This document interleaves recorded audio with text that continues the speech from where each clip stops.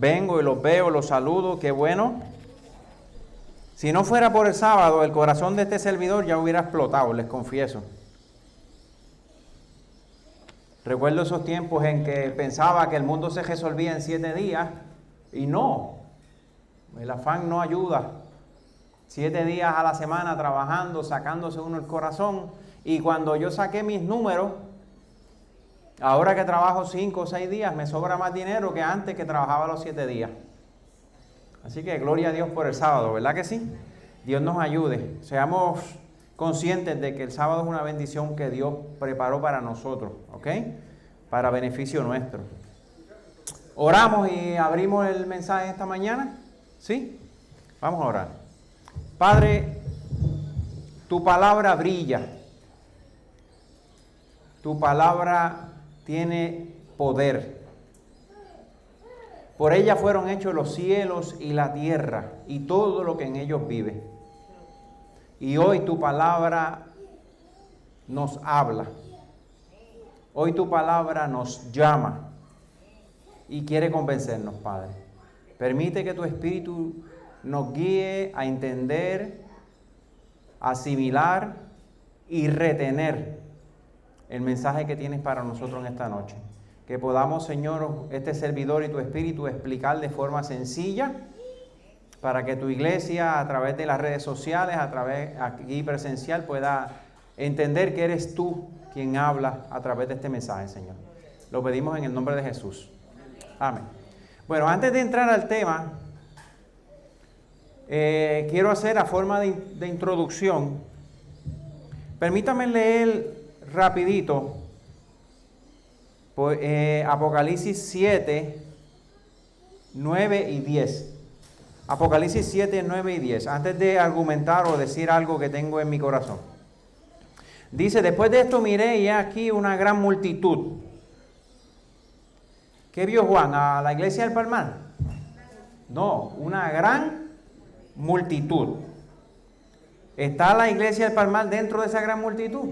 Amén. Me gusta ese ánimo de Fina.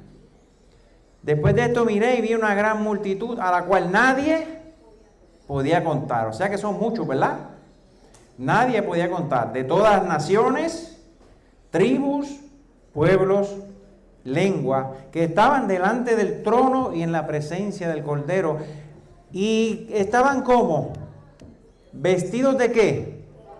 De ropas blancas, con palmas en las manos, y decían, clamaban a gran voz diciendo, la salvación pertenece a nuestro Dios que está sentado en el trono y al Cordero.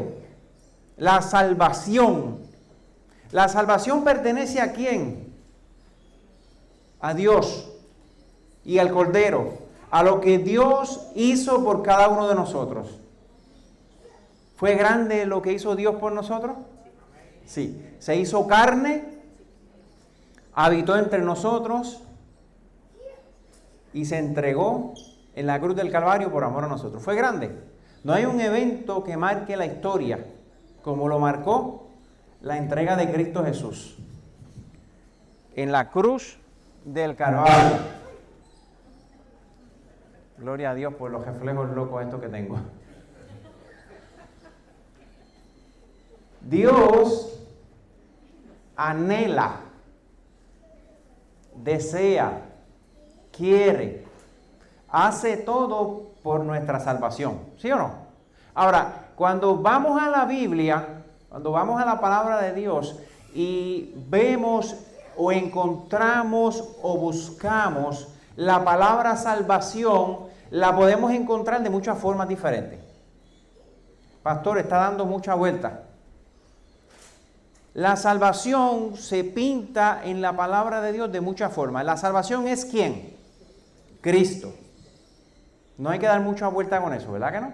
Si usted quiere ser salvo, mire a quién. A Cristo. Ahora, cuando usted va a la salvación desde el Génesis hasta el Apocalipsis, usted encuentra la salvación, ¿sí o no? Sí. Ahora, cuando usted encuentra la salvación, usted va a percatarse de un hilo hermoso desde el Génesis hasta el Apocalipsis. ¿Por qué doy tanta vuelta con este asunto? Porque yo quiero que usted vea un punto. Cuando usted ve esta gran multitud en la presencia de Dios y del Cordero, ve que está vestida de ropas blancas.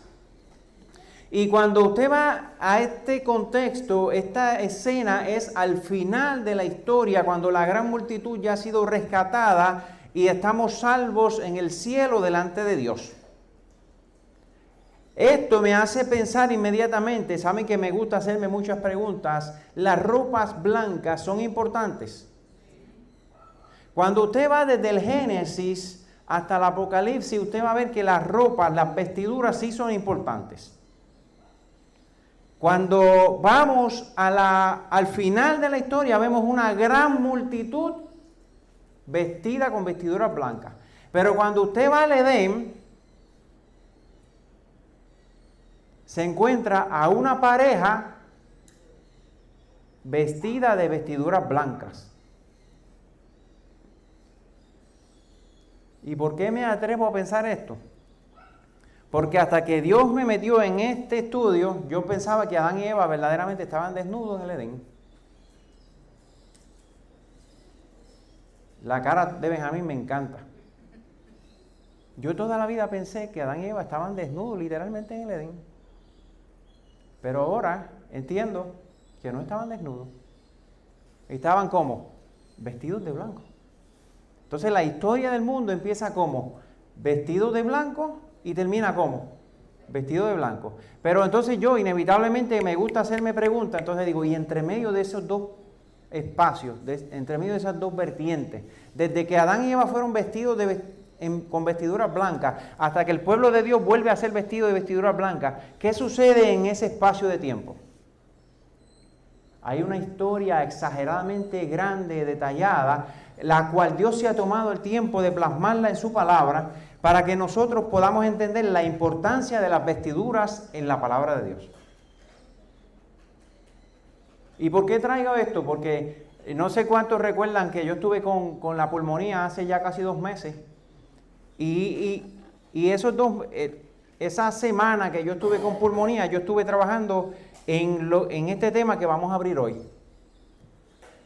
Hasta de noche, esas noches de velo, porque no podía dormir por la falta de respiración, el Espíritu traía versículos a mi cabeza y yo acostado al lado, mi esposa al lado, y yo ahí maquinando, trabajando, el Espíritu dando, yo buscando, y después en el día me levantaba, me sentaba en la salita allí aislado a trabajar con 6 temas que vamos a compartir con ustedes en este mes. Me pareció bien o me sonó por la cabeza el hecho de que pudiéramos hacer una semana de oración, pero como sé que a algunos se les hace difícil venir de noche, pues pensé que mejor es los sábados. Tengo un grupo más grande y a todos se les hace más fácil venir los sábados a la iglesia, ¿verdad? Vamos de lleno. La Biblia comienza con una pareja vestidos por Dios. ¿Quién vistió a Adán y Eva? ¿Quién los vistió? Dios. ¿Quién viste a la gran multitud? Dios. Es importante que entendamos esto. ¿Quién quiere vestirte? Dios.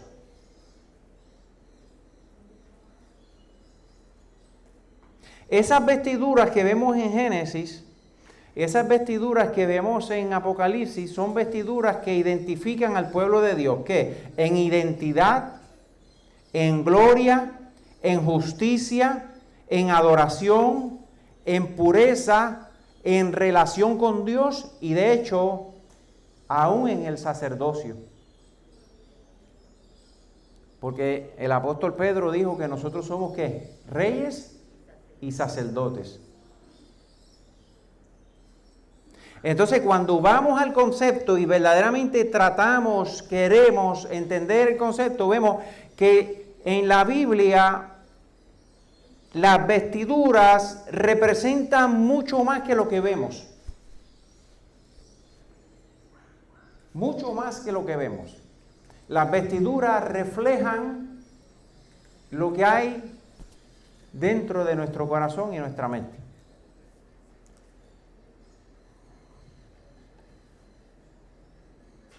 Cuando vamos a Génesis, vamos allí, acompáñenme a Génesis 1:26. Vamos a dar un recorrido por la Biblia y vamos a estudiar un poquito esto en estos minutos que nos quedan. Génesis 1:26. ¿Cuál es el anhelo de Dios para nosotros? ¿Cuál es el anhelo de Dios para nuestras vidas? Génesis 1:26.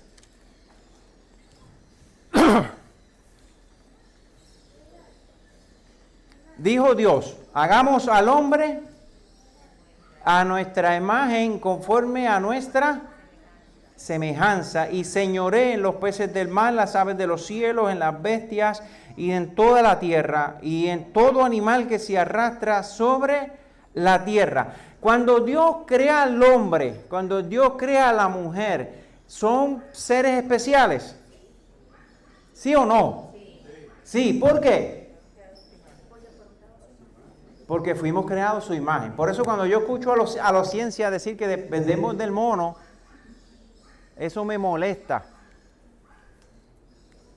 Eso me molesta mucho. Si me pueden cambiar el micrófono nuevamente, por favor. Cuando yo veo que la ciencia dice que descendemos del mono, eso a mí, como decía un amigo mío, me hierve la sangre. Porque fuimos creados a imagen y semejanza. ¿Y qué significa eso? ¿Qué significa eso? Imagen y semejanza. Cuando Dios dijo hagamos, ¿quién estaba allí en aquel momento? El Padre, el Hijo y el Espíritu Santo. ¿Qué significa que fuimos hechos a semejanza de Dios? Que somos parecidos a Dios. Me encanta cuando Elena de White dice que Cristo conservará su imagen humana por la eternidad. Gracias, Benjamín.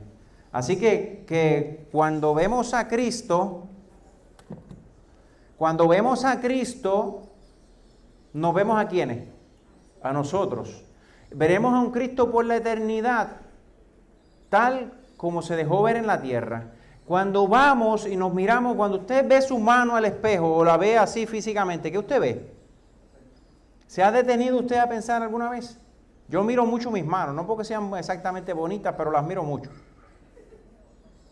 Mis manos han trabajado, que ustedes no tienen idea cómo han trabajado estas manos. Pero yo las miro y me imagino cómo serán los dedos de Dios, más largos, más gorditos, más flaquitos, más grandota la mano de Dios. Me gusta ver la sombra, cuando el sol me da, me gusta ver mi sombra, porque me hace, en cierta forma, recordar el privilegio de ser creado a imagen y semejanza de Dios. Pero solamente la imagen física. ¿Qué dice el texto? A imagen y semejanza. ¿Qué más significa? ¿Qué más tiene contenido ese texto? Nos pudiéramos quedar toda la mañana en ese texto. ¿Qué más?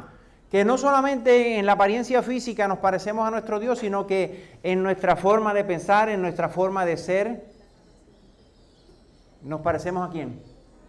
¿O nos deberemos de parecer a quién? A Dios. Porque saben que la imagen y semejanza se ha perdido, ¿sí o no? No somos aquel Adán o aquella Eva que salieron de la mano de Dios.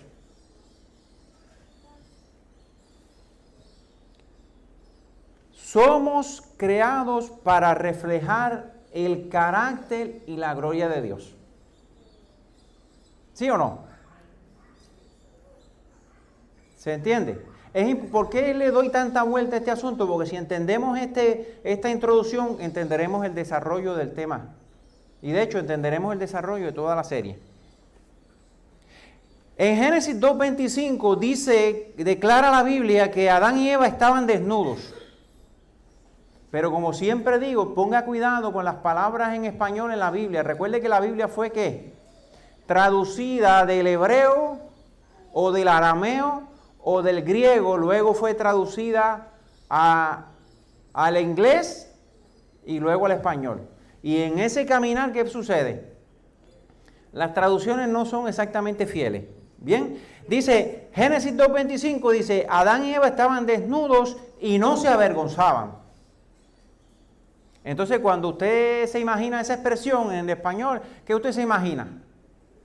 Inevitablemente que Adán y Eva andaban, corrían, iban, venían, ¿y qué pasaba? No había vergüenza, ¿verdad? Pero la gloria de Dios los cubría, y vamos a ver qué significa eso. Vamos a ver en un contexto, desnudos Cuando usted va y usted hace un poquito de teología y usted va a ver verdaderamente qué fue lo que quiso decir el autor inspirado, la palabra allí es aurim. Es un plural que significa en el contexto original no desnudez física, sino representa una transparencia absoluta y una vulnerabilidad pura, sin temor a ser lastimados, juzgados o rechazados. Y para que usted entienda esto mejor, imagínese un niño entre 4 a 0 años, o entre 0 a 4 años. Un Nehemías, por ejemplo, o un Fabián. Esos niños tienen miedo a algo, sienten vergüenza de algo, se abochornan de algo, son espontáneos, naturales, sin temor, aman a papá, aman a mamá, hacen su vida sin ningún tipo de preocupaciones, ansiedades, temores, absolutamente nada. Eso significa ser desnudo, estar desnudo. Es la imagen pura de la creación de Dios. Es el estado puro en el que Dios colocó y creó a Adán y Eva en el jardín del Edén. No había malicia en sus cabezas. No había malos deseos, malos pensamientos. Una mente clara, abierta por completo. Como diría un escritor que leí alguna vez, un libro en blanco, un lienzo en blanco para hacer ¿qué? Dibujado o escrito. ¿Y quién era el que dibujaba en ese lienzo? Dios. ¿Quién era el que escribía en esas páginas? Dios. ¿Y qué significa que no se avergonzaban? La palabra allí en el original es bosh. Significa que están cimentados en el amor de Dios. Significa que en sus vidas no había fraude ni decepciones. Significa que en sus vidas no había sospecha, no había fracaso ni temor al fracaso. Se complementan desnudos y no se avergüenzan. ¿Se complementan los dos términos? Sí. Aunque Adán y Eva eran completamente formados, pero verdaderamente en sus mentes eran ¿qué? ¿Unos qué? Unos bebés. ¿Sí o no? Me encanta esa etapa de los niños cuando todavía no tienen malicia, cuando todo lo ven hermoso, cuando todo lo aman sin juzgar, sin despreciar. Pero ya cuando son un poquito más grandecitos se empiezan a poner maliciosos. Y entonces te dicen, papi, tú me estás tratando de coger de bobo. ¿Te acuerdas ese momento cuando tu hijo por primera vez te dijo, me estás tratando de coger de bobo? Ya la malicia está empezando a reinar en su corazón. Pastor, ¿y qué tiene que ver eso con el tema? Vamos a continuar, ¿les parece? Ok. El ideal de Dios para las relaciones humanas, ¿cuál es? ¿Cuál es el ideal de Dios para las relaciones humanas? ¿Cuál era el anhelo de Dios allí en el principio en el Edén? ¿No era tener una intimidad sin barreras con Adán y Eva? ¿Que no hubiera obstáculos ni tropiezos? ¿No era tener una comunión sin máscaras? ¿Sí o no? ¿No era tener una confianza absoluta con Adán y Eva? ¿No era tener un ambiente donde nada dañara la convivencia entre Adán y Eva? Y mejor aún, entre Adán y Dios, o entre Dios y Eva.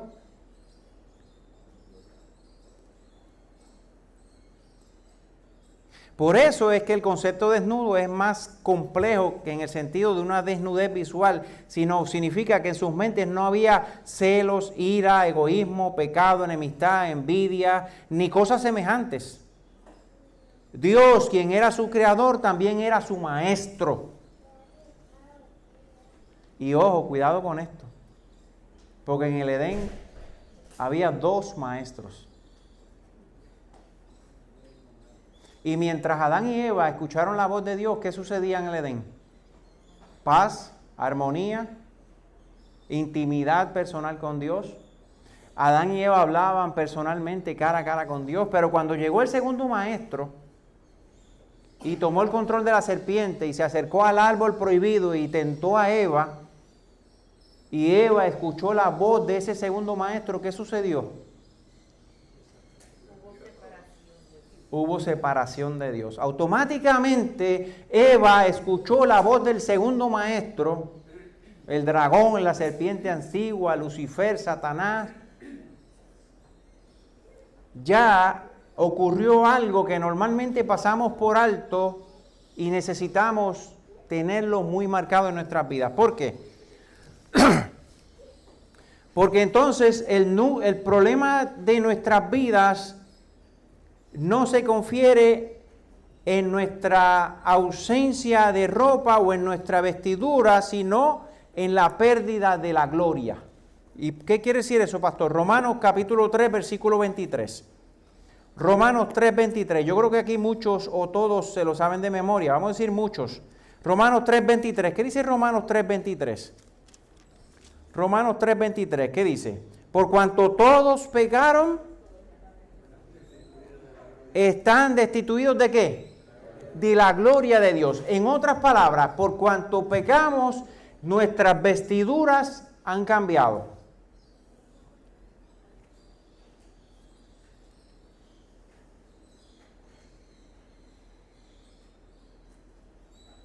Por cuanto pecamos, nuestras vestiduras han cambiado. Ya no estamos vestidos de luz. Ahora estamos vestidos ¿de qué?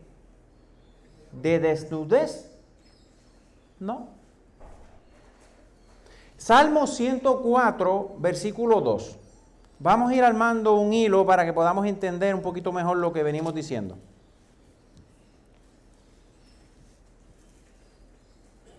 Salmo 104, versículo 2. Salmo 104, versículo 2 dice, el que se cubre de luz, ¿cómo qué? Como de vestidura.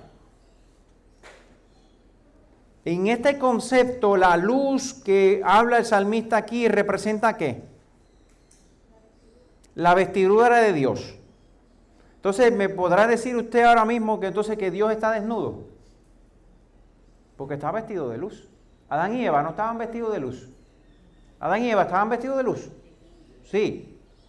Entonces Dios está vestido de luz. ¿Está desnudo Dios? Los veo muy calladitos, algunos los veo ahí como que entre la espada y la pared. ¿Estaba desnudo Dios? ¿O está desnudo Dios? Daniel, capítulo 7, versículo 9, para ver si calmamos esa duda que reina en nuestra mente ahora mismo. Entonces estuve mirando, dice Daniel 7, 9, hasta que fueron puestos tronos y se sentó un anciano de días cuyo vestido era ¿qué? Blanco como la nieve. ¿Estaba desnudo Dios? No. Otro ejemplo que traje aquí, Mateo 17, versículo 1 y 2. ¿Recuerdan cuando Jesús se transfiguró delante de Pedro, Santiago y Juan? Mateo 17, 1 y 2. Dice, 6 días después Jesús tomó a Pedro, a Jacobo, a Juan y los llevó aparte a un monte alto. Y se transfiguró delante de ellos y resplandeció su rostro como el sol y sus vestidos se hicieron blancos como ¿qué? Como la luz. No sé si van atando los hilos. ¿Los van atando los hilos? Las vestiduras de Cristo eran literales. Ojo, es una pregunta capciosa. Cuando Cristo subió al monte con Juan, Pedro y Santiago, ¿iba desnudo? No. ¿Llevaba ropa? Sí. ¿Pero qué sucedió cuando se transfiguró? Sus vestiduras eran tan blancas que parecían ¿qué? Luz. Salmo 104 dice que Dios, su vestidura es como luz. Pero en Daniel 7:9 dice que Dios está vestido ¿de qué? De blanco. Y las vestiduras al final del tiempo para los redimidos son blancas. ¿Van viendo la conexión? ¿La van viendo? Ahora, la ropa blanca en la Biblia no es simplemente estética. Dios no se le viste de blanco porque se ve bonito. ¿O sí? ¿A cuánto aquí les gusta el color blanco?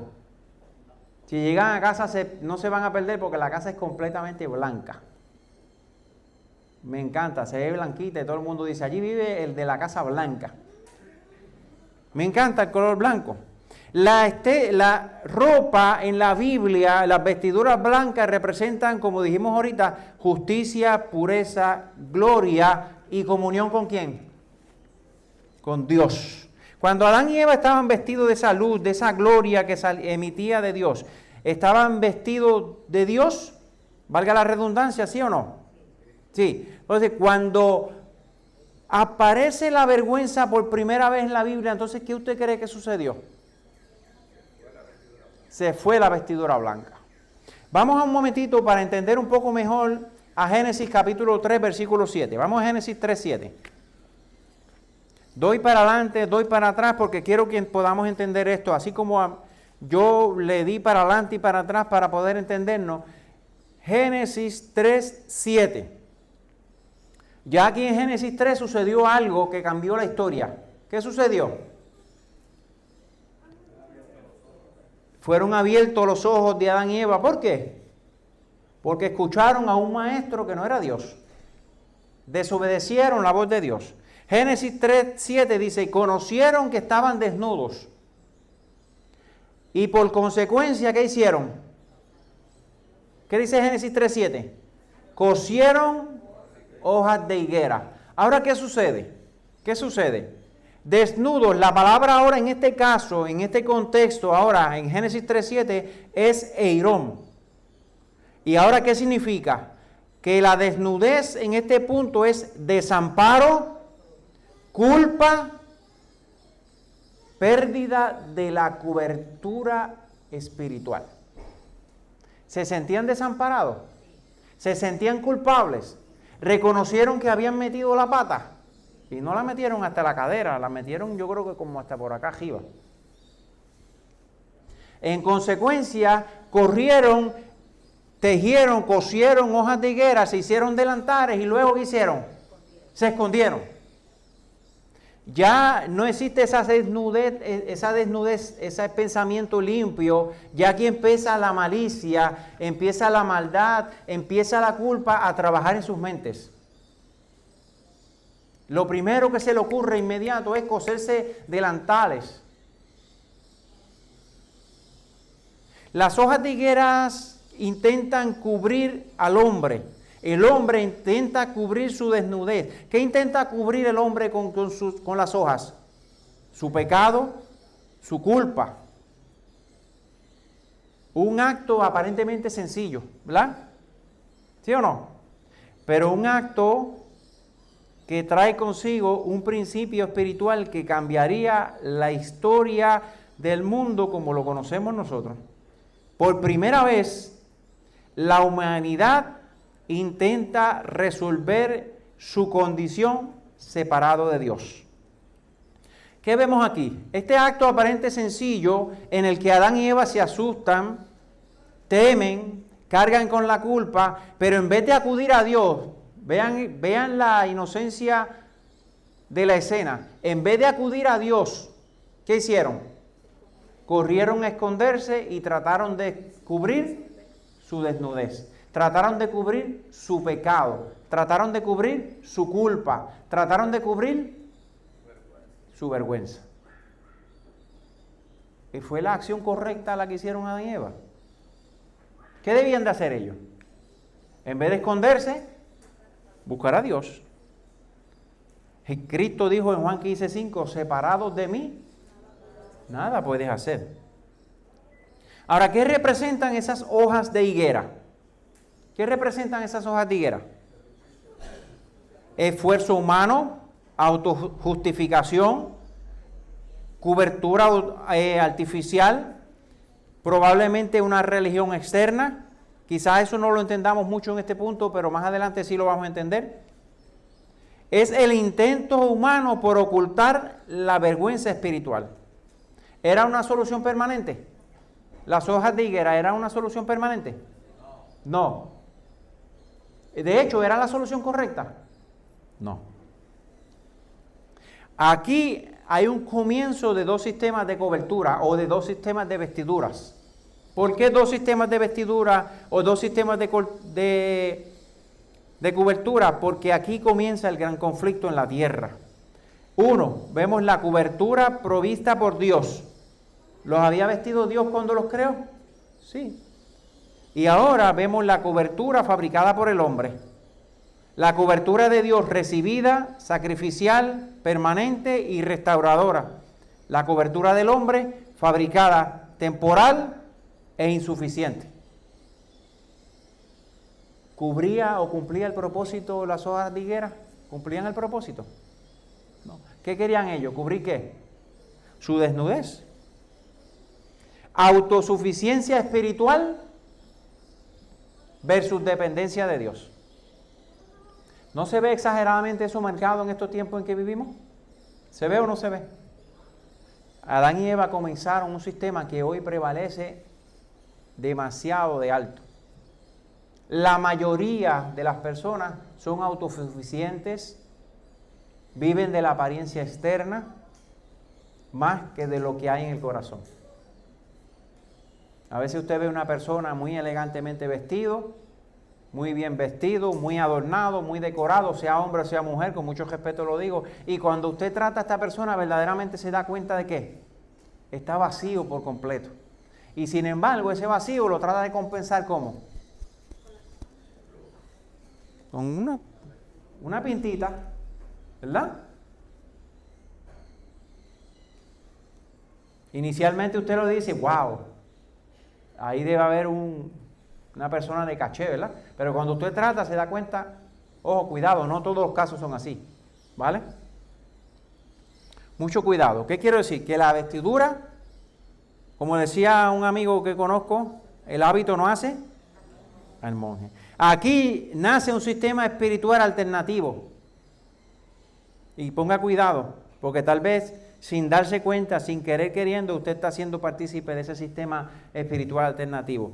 La serpiente no introdujo en el Edén solamente dependencia, también la serpiente no introdujo desobediencia, sino también introdujo independencia espiritual. ¿Qué introdujo? Independencia espiritual. Ahora, el hombre ya no espera ser definido por Dios o cubierto o vestido por Dios, sino intenta ¿qué? Cubrirse, justificarse, resolver el problema por su propia fuerza. ¿Estamos de acuerdo hasta allí? ¿Sí? Este principio es el principio que recorre toda la Biblia. Toda la humanidad intentando producir su propia gloria separados de Dios. ¿Lo vemos eso hoy en día? La humanidad tratando de construir su gloria. ¿Lo vemos hoy en día? ¿Cuál fue la solución de Dios? Dios condenó a Adán y Eva. Los condenó. Cuando usted va allí a Génesis 3:21, Génesis 3:21, y Jehová Dios hizo al hombre ¿qué? Túnicas de pieles, ¿y qué cosa hizo? Y los vistió.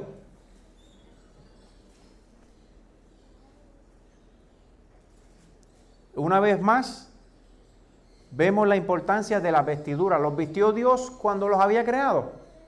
Sí. ¿Los vuelve a vestir Dios nuevamente? Podemos decir que los revistió, porque ya los había vestido. Ahora, ¿qué costo tuvieron esas vestiduras? ¿De dónde salieron esas pieles? Sacrificio. Hubo muerte. Por primera vez en un mundo creado perfecto, hay muerte. ¿Cuál fue el costo? Un cordero tuvo que morir para que Adán y Eva fuesen vestidos.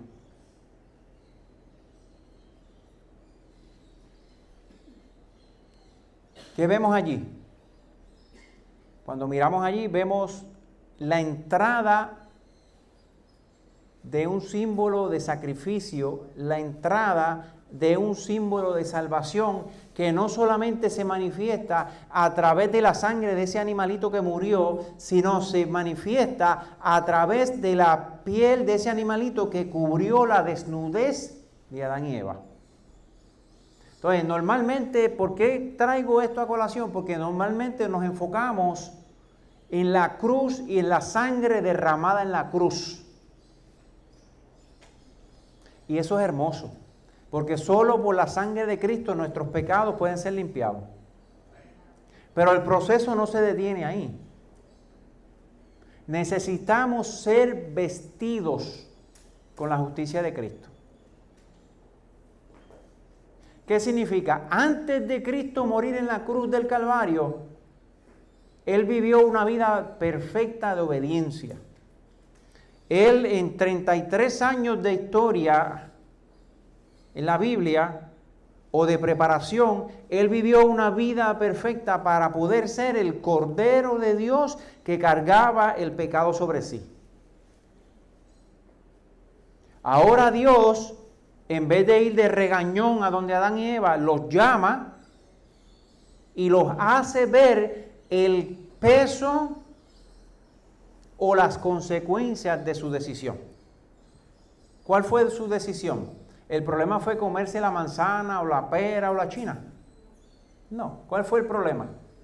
Desobedecer la voz de Dios, escuchar a un segundo maestro. Ahora Dios reemplaza las hojas de higuera, ¿por qué? Por túnicas de pieles. Un precio costoso. ¿Se imagina por primera vez la muerte en el Edén?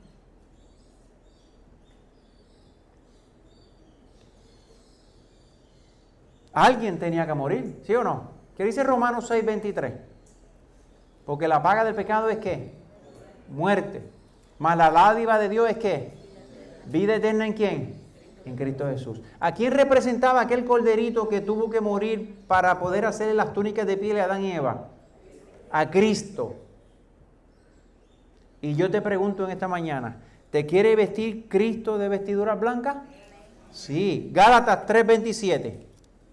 Y ya estamos terminando. Gálatas 3:27. El tema de hoy es solo una introducción. Gálatas 3:27. Gálatas 3:27 dice, porque todos los que han sido bautizados en Cristo, de Cristo están revestidos. ¿Por qué revestidos? ¿Por qué revestidos? Porque ya traemos una vestimenta. ¿Cuál es la vestimenta que traemos?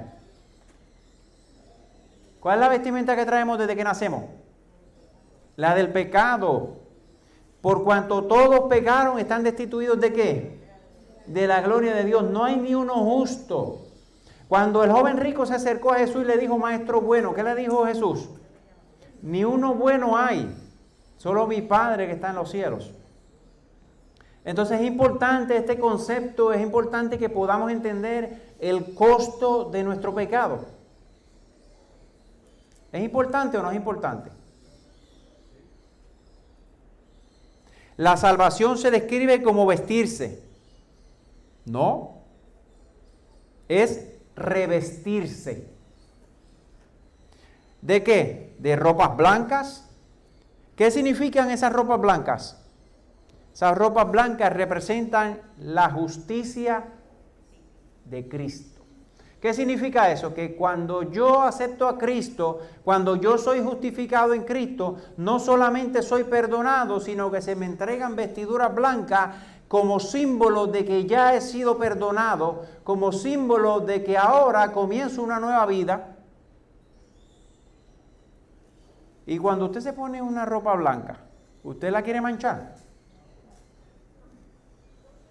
¿Verdad que no? No la quiere manchar. ¿Y cómo nosotros manchamos la vestidura blanca que Dios nos dio? Con el pecado. Cuando venga Cristo a buscarnos, ¿va a encontrar nuestras ropas blancas, inmaculadas?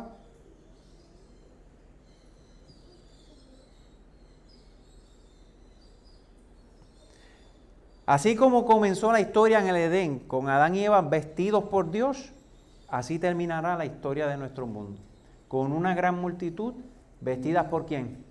Por Dios. Y cuando vemos a través de la Biblia, vamos a ver, en este viaje que vamos a dar, vamos a ver que tristemente el hombre se empeña en vestirse a sí mismo. Y vamos a ver cómo a través de la historia Dios ha tratado una y otra y otra y otra y otra y otra vez de vestir al hombre. ¿Y el hombre qué hace? Trata de vestirse a sí mismo. ¿Se entiende esta introducción? ¿Se entiende hasta este momento? ¿Estaban verdaderamente Adán y Eva desnudos? Literalmente no, porque estaban vestidos ¿de qué? De luz. ¿Y esa luz representa qué? A Cristo, las ropas blancas que Dios nos da. Y tengamos cuidado con qué clase de vestidura es la que llevamos hoy en día. Vamos a colocarnos en pie, vamos a darlo con 3 puntos suspensivos y el próximo sábado nos vamos de lleno en este viaje para ver cuán importantes son esas vestiduras que Dios quiere colocar sobre nosotros. Padre nuestro que estás en el cielo, Señor, te damos gracias. Gracias porque aún entendiendo, sabiendo y conociendo que Adán y Eva te iban a fallar, tú los creaste.